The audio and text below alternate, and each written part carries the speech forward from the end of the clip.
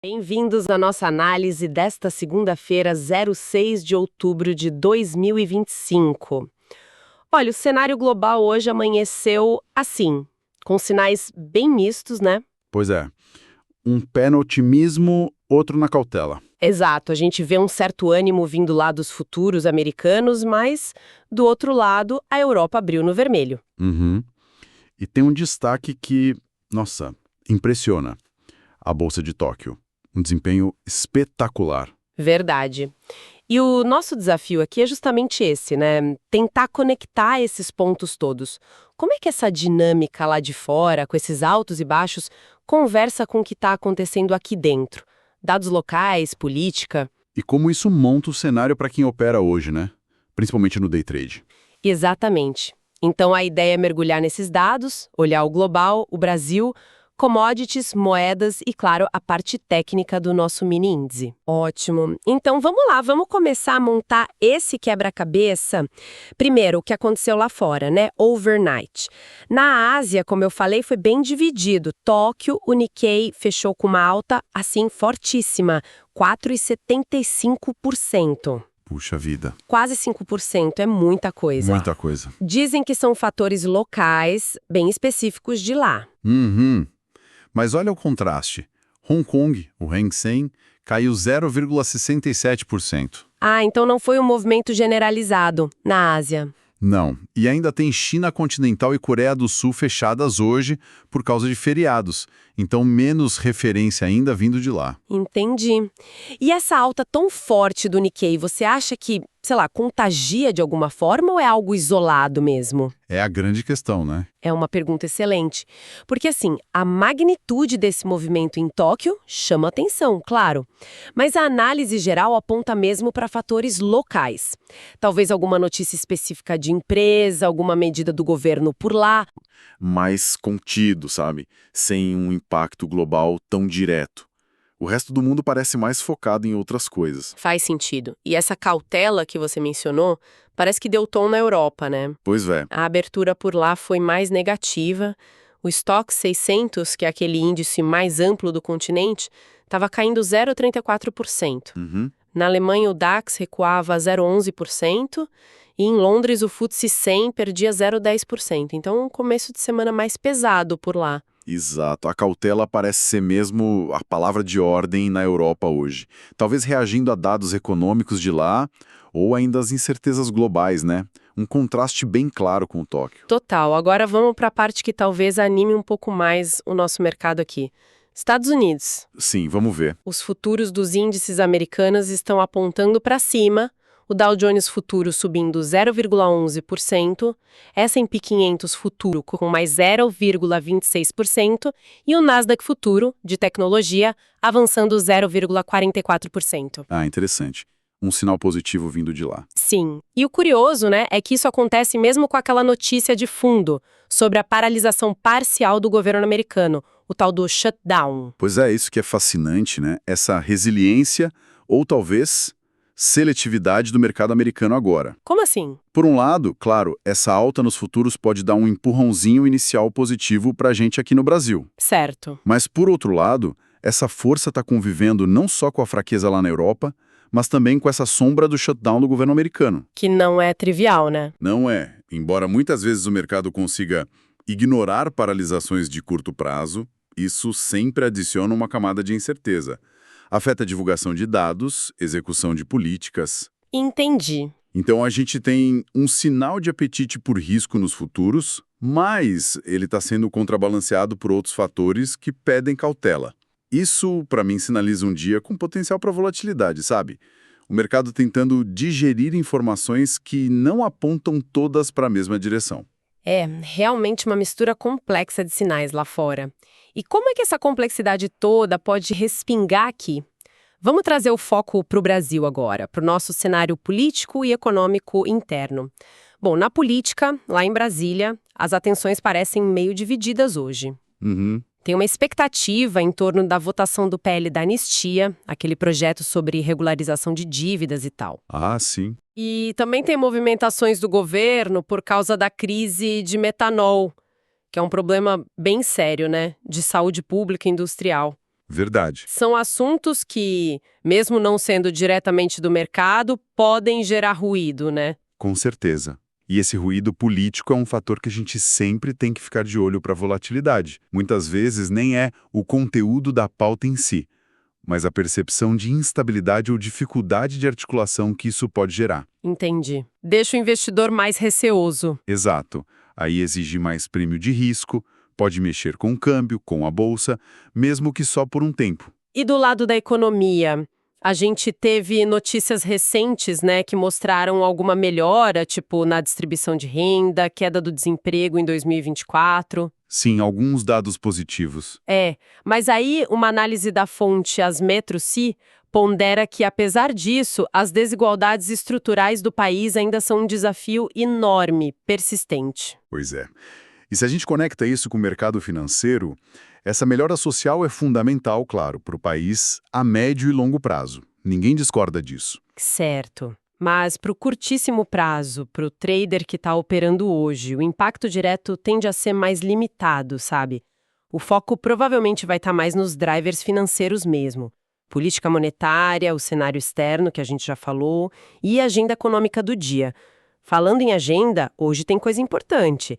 Daqui a pouco, 8h25 da manhã, sai o relatório Focus do Banco Central. Sempre muito esperado. E mais tarde, às 3 da tarde, os números da balança comercial de setembro da SECEX. Ok. E sem esquecer, né, que a situação lá do shutdown nos Estados Unidos já deu uns reflexos aqui no começo do mês. Então é algo que continua no radar. Bem lembrado.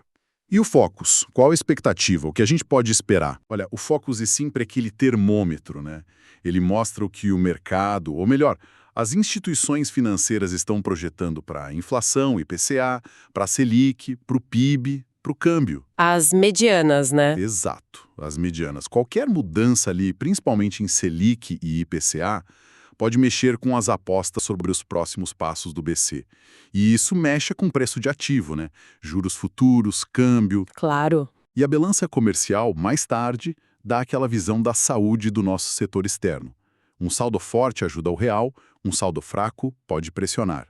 É importante para entender o fluxo de dólar. Entendido. E já que você falou em fluxo de dólar e preços globais, como é que estão as commodities hoje? E o próprio dólar? São fatores com peso grande na nossa bolsa, né? Sem dúvida. Vamos dar uma olhada. O petróleo está operando em alta hoje de manhã. O WTI, lá nos Estados Unidos, estava em $61,66 o barril, subindo 1,28%. E o Brent, que é a referência para a Petrobras, subia 1,27%, lá nos $65,35. Ok, petróleo para cima. Isso costuma ajudar as ações da Petrobras, né?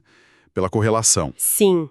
E alguns podem até ler isso como um sinal de mais otimismo com a demanda global, o que conversa um pouco com os futuros americanos em alta. Mas claro, tem que ver se essa alta se sustenta. Certo. E o minério de ferro, o dado mais novo que a gente tem é de sexta-feira, fechamento a $104,36 a tonelada. Esse dado de sexta é referência importante para Vale, para siderúrgicas, que também pesam bastante no Ibovespa. Se esse preço ficar estável ou cair, pode contrabalancear um pouco aquele otimismo do petróleo. Faz sentido. E o dólar? O ponto de atenção de sempre estava em R$ 5,3356 e a fonte destaca a volatilidade recente. Além do impacto óbvio para quem exporta ou importa, o que mais essa volatilidade significa? Essa volatilidade do câmbio tem um efeito mais amplo, sabe? Não é só o balanço das empresas. Ela funciona quase como um termômetro da percepção de risco país. Interessante. Um dólar muito volátil ou subindo muito forte pode indicar que o investidor estrangeiro está mais receoso. Isso dificulta a entrada de capital. Não só para a bolsa, mas para tudo. Pode até criar um ciclo, né? Sai dólar, o real pressiona mais. Entendi. Então não é só olhar o nível, mas a volatilidade também. Exatamente. A volatilidade é a chave. E para fechar esse quadro de ativos, tem o ouro, o refúgio tradicional. Estava negociado a R$ 3.919,41 a onça Troy, subindo 0,85%. O ouro para cima também. E ao mesmo tempo, os juros dos títulos americanos, as treasuries, estavam bem estáveis. O de 10 anos em 4,147%, o de 30 anos em 4,75%. Uma variação mínima. Agora, ouro subindo junto com futuros de ações e petróleo. Não parece meio contraditório isso? Um buscando risco, o outro refúgio? É uma ótima observação. Captura bem a complexidade do momento. Né? Exato. O ouro subindo como ativo de refúgio, mesmo com futuros de ações e petróleo para cima, sugere que o mercado está dividido.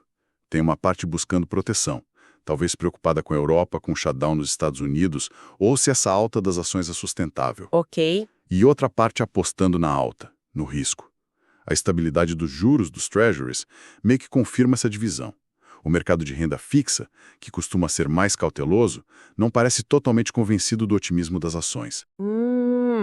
Ele não está nem sinalizando pânico com juros caindo forte, nem euforia com juros subindo muito. Então, fica a pergunta no ar. Qual narrativa vai ganhar força hoje?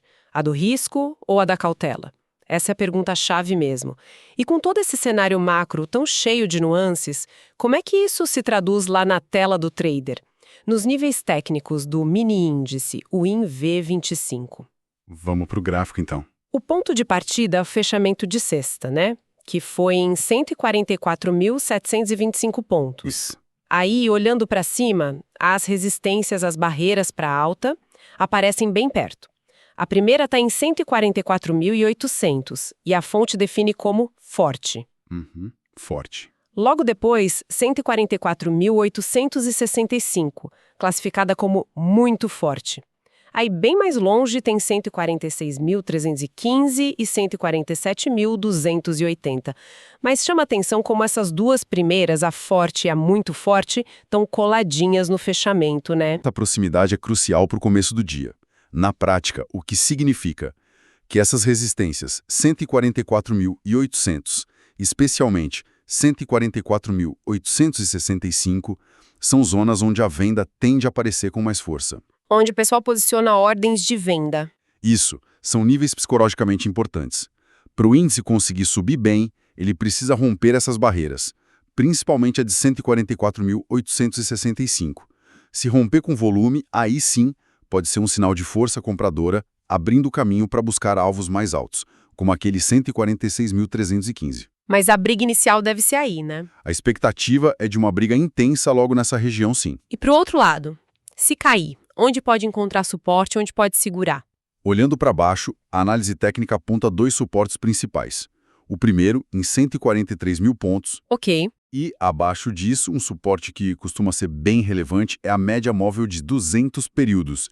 Ela estaria passando ali pela faixa dos 141.855 pontos. A média de 200 sempre importante. Sempre. E esses suportes funcionam ao contrário das resistências, né? São regiões onde a compra pode aparecer, tentando segurar a queda. Se perder os 143 mil, pode acionar mais venda e buscar a média de 200 ou até mais para baixo. Entendi.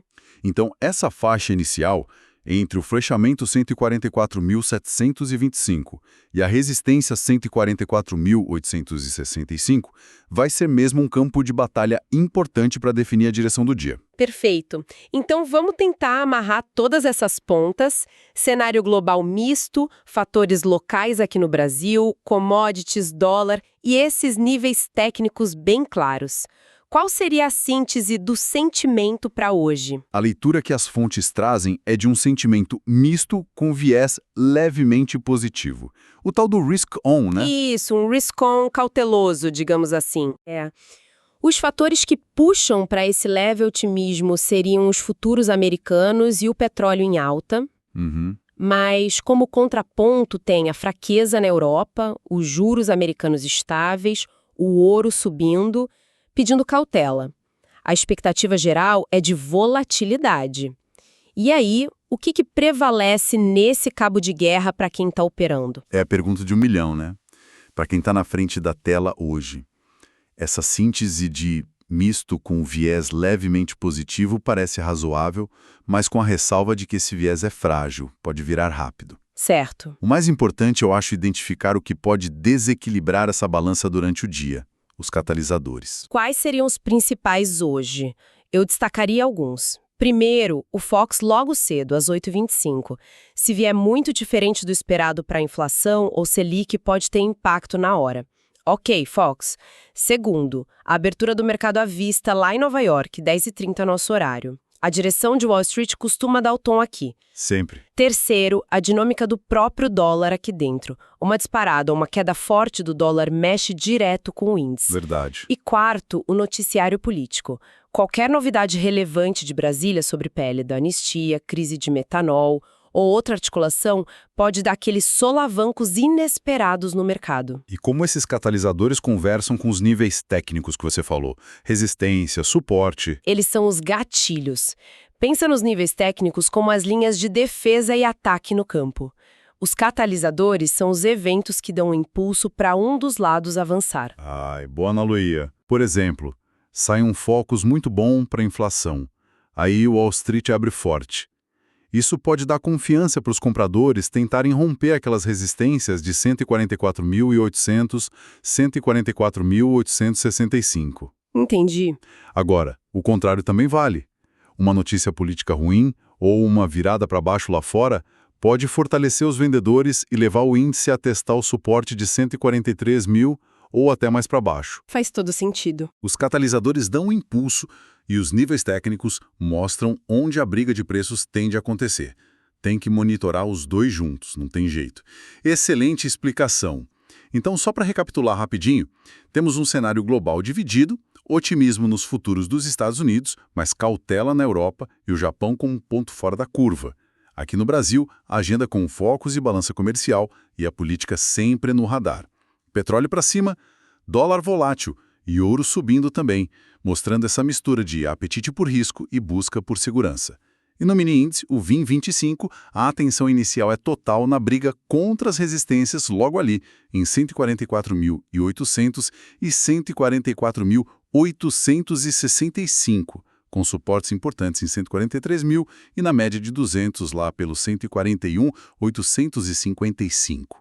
Exato. E claro, vale sempre lembrar, toda essa análise é com base no que a gente tinha de informação no começo desta segunda-feira, 6 de outubro de 2025. O mercado é dinâmico. Perfeito. E só para fechar, talvez deixar uma reflexão que vai um pouquinho além do dia de hoje. Opa, manda aí. As fontes mencionaram tanto essa volatilidade de curto prazo, que está muito ligada a esses fatores financeiros, políticos que a gente discutiu, Sim. quanto alguns indicadores mais de fundo da economia, como aquela melhora recente nos dados sociais, mesmo que os desafios estruturais continuem enormes, né? Verdade, foi mencionado. Então fica uma questão interessante para a gente observar mais para frente, como é que essa dinâmica social de mais longo prazo e essa busca por uma maior estabilidade política podem, quem sabe, começar a interagir ou até a modular um pouco essa volatilidade mais nervosa que a gente vê no dia a dia do mercado. Interessante. A interação do curto com o longo prazo. Exato. É uma conexão complexa, claro, mas que certamente vale a pena acompanhar para além dos gráficos e das notícias do dia.